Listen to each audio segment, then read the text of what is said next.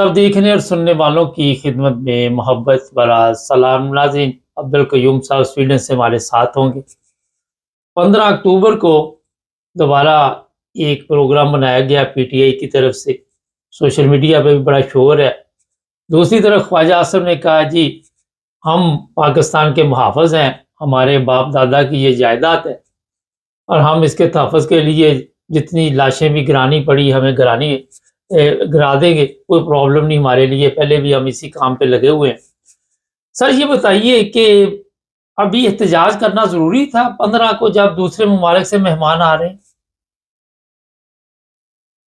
मुबारक साहब, असल बात यह है कि एक तो मैं आपको बताऊं कि इमरान अंदर तो ठीक ठाक है, उसको जो मुलाकात नहीं करने दे रहे वो इसलिए कि वो अभी चूंकि ये चीज नए चीफ जस्टिस का नोटिस नहीं निकाल रहे, आइन के बारे में लगे हुए लोगों को इधर उधर करने के लिए, और फिर ऊपर से ये जो शंघाई ऑर्गेनाइजेशन की कॉन्फ्रेंस हो रही है उसके लिए 5-10 मुल्कों के प्राइम मिनिस्टर आ रहे हैं, सदर तो नहीं आ रहे। तो ये कहीं इमरान इनको कोई ऐसा ऑर्डर ना दे दे जिससे काफी डिस्टर्बेंस हो जाए इस्लामाबाद में। इसलिए वो इमरान के जो जाती जो ख्यालात हैं या वो हुक्म देना चाहता है अपनी पार्टी को, वो उनसे मिलने ही नहीं दे रहे ताकि वो क्या कहना चाहता है। तो ये सब कुछ उन्होंने रोका हुआ है, वरना इमरान को कोई मार नहीं सकता, कोई उसके साथ ज्यादती नहीं कर सकता। वो जो कुछ भी है उन्होंने जेल में डाला हुआ है, लेकिन वो एक बहुत बड़ी पार्टी है, पाकिस्तान के 80% लोगों की एक आवाज है। लेकिन चूंकि ये मुबारक साहब, हमारी बदबख्ती, हमारी कौम जो है वो सोई हुई है और दुनिया में ऐसे नहीं हुआ। आपको मैं छोटी सी मिसाल बाद में बांग्लादेश की एक और देने वाला हूँ। तो जब पाकिस्तानी कौम सो जाए तो फिर पाकिस्तान के हकूक, लोगों के हकूक, आइन की इज्जत, ये सब बेड़ा गर्क हो गया है। और इसी वजह से ये जो माफियाज हैं, ये जो फाशिस्ट हैं, ये जो दुनिया के करप्ट तरीन इंसान है और पाकिस्तान के सबसे बड़े दुश्मन है, वो आज हमारे ऊपर हुकूमत में बैठे हैं। वो अपने मन मानी कर रहे हैं इसलिए कि जजेस उनके अपने थे, चीफ ऑफ आर्मी स्टाफ उनका अपना गलत तरीके से बनाया गया था, वो उनकी फेवर कर रहा है। इलेक्शन कमिश्नर आपको पता है, हमने 1000 दफा बोला है ये गद्दार आदमी है। तो ये सब चीजें इसलिए हो रही हैं कि आपकी कौम सोई हुई है। मुबारक साहब, जब कौमें सो जाती हैं तो फिर उनका बेड़ा गर्क करने के लिए बहुत आसानी होती है। आप सोए हुए हैं, सैलाब आ गया आपको बहा के ले जाएगा। आप सोए हुए हैं, आपके गले काट दें, आपके जिस्म काट दें, कोई आपको पता ही नहीं लगेगा। आप सोए हुए हैं, आपका सब कुछ लूट लिया जाए, आपको पता नहीं होगा। और ये कौम सोई हुई है। हमारे साथ छोटा सा तबसरा मैं अभी आपको बांग्लादेश में देना चाहता हूँ। देखिए, बांग्लादेशी लोगों ने ये कहा, फर्स्ट हमने अंग्रेजों से आजादी ली थी, पाकिस्तानी जो वेस्ट पाकिस्तान में थे उन्होंने नहीं ली थी, हमने अंग्रेजों को निकाला इधर से, हमने पाकिस्तान बनाया, हमने पाकिस्तान को तोड़ा, हमने फासिस्ट हुकूमत को हमेशा के लिए खत्म किया।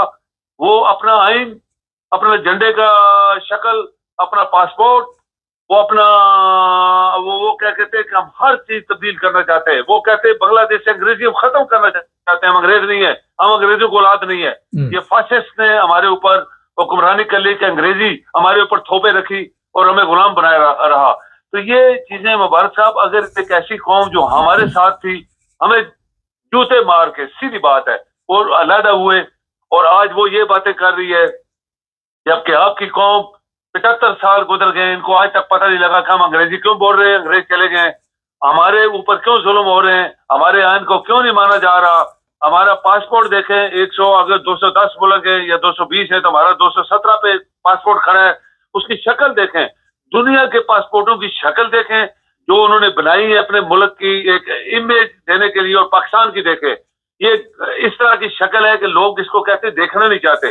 मैं कनाडा में था, टोरंटो एयरपोर्ट पे एक औरत ने प्रेजेंट दिया पासपोर्ट, मैं भी वापस आ रहा था यूरोप में, तो उसका पासपोर्ट था पाकिस्तानी। जो एक काउंटर में बैठी थी, मुबारक साहब, ये खास बात है नोट, उसने कहा I don't want to see this passport. और मैं भी हैरान हो रहा था, ये उसने क्यों बोला।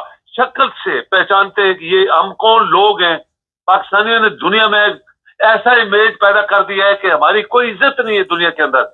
और ये फासिस्ट हुकूमत ये चाहती है कि किसी न किसी तरीके से ये आइन बना के आने वाले चीफ जस्टिस जो कि इंसाफ करने के लिए उसने बातें की हैं। इमरान की पार्टी को हमेशा के लिए दफन कर दिया जाए, इमरान को सारी जिंदगी जेल में रखा जाए, पाकिस्तानी अवाम के ऊपर जूते मारे जाएं, सिरों के ऊपर, मुंहों के ऊपर, जो इस काबिल है। तो ये सब कुछ फासिस्ट कर रहे हैं, लेकिन कौन इसको रोकने वाला है? मुबारक साहब, ये क्वेश्चन है बहुत बड़ा, इसको रोकेगा कौन?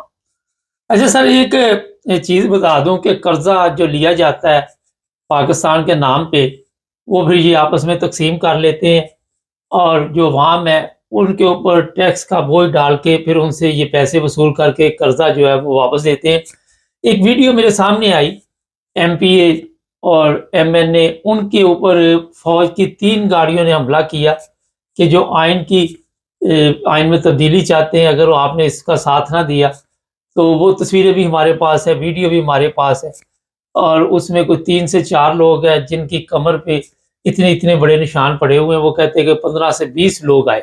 ये बताइए, ये आइन में जो तब्दीली की जा रही है, इसमें अगर नंबर पूरे नहीं होंगे तो हुक्म ये हुआ कि आप जहाँ से मर्जी नंबर पूरे करें। बिलावल बड़ा तपा हुआ है, बड़ा वो अजीबो गरीब किस्म का हुलिया बना के वहां पे घूम फिर रहा। क्या देख रहे हैं आप?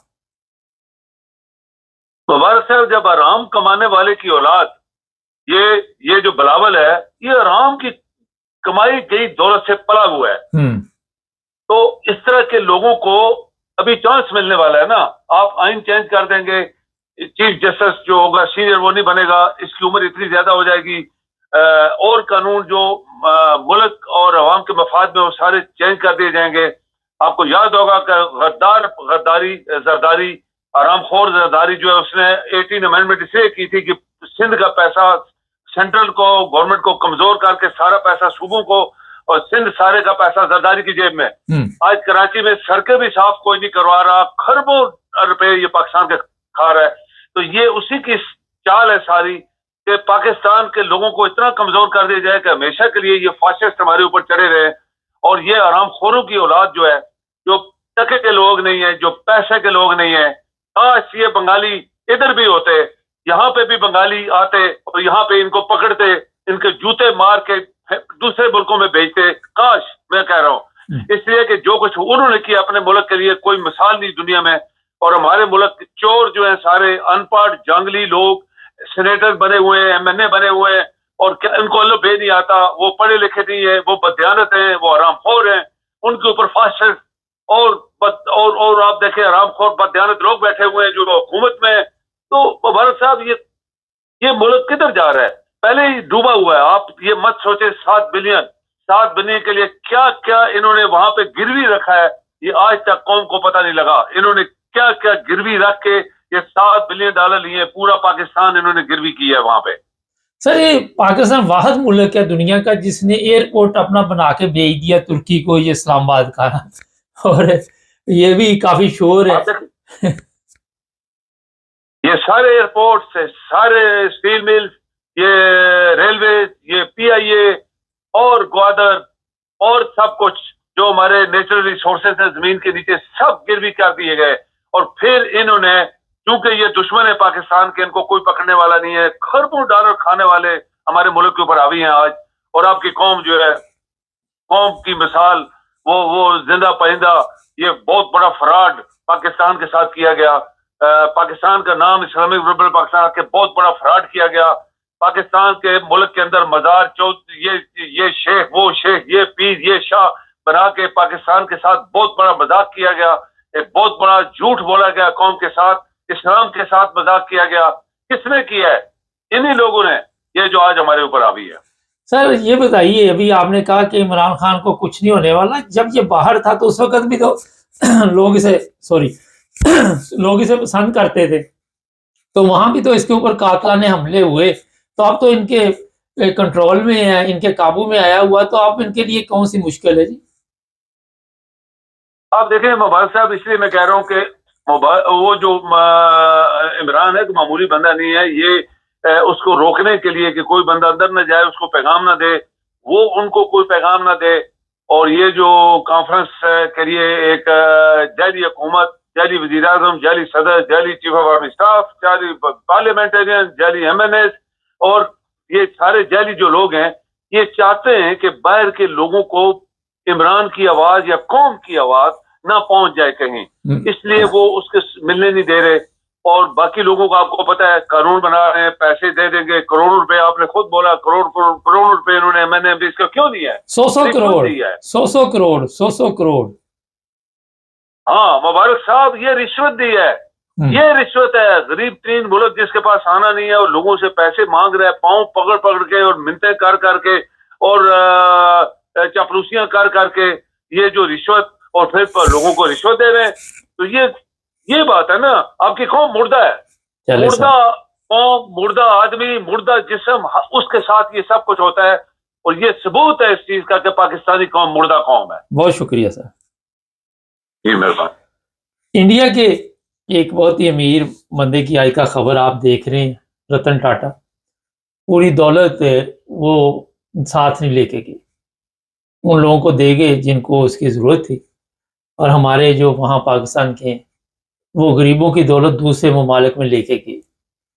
और बताया जा रहा है कि उनकी जितनी भी दौलत थी वो इंडिया में थी, और हमारे जितने भी इस वक्त पार्लियामेंट में लोग बैठे हुए हैं, इन्होंने गरीबों पे टैक्स लगाए, गरीबों के नाम पे कर्जा लिया, और फिर ये दौलत से उन्होंने दुबई, इंग्लैंड, अमेरिका, कनाडा वहाँ पे अपने महल ख़रीदे।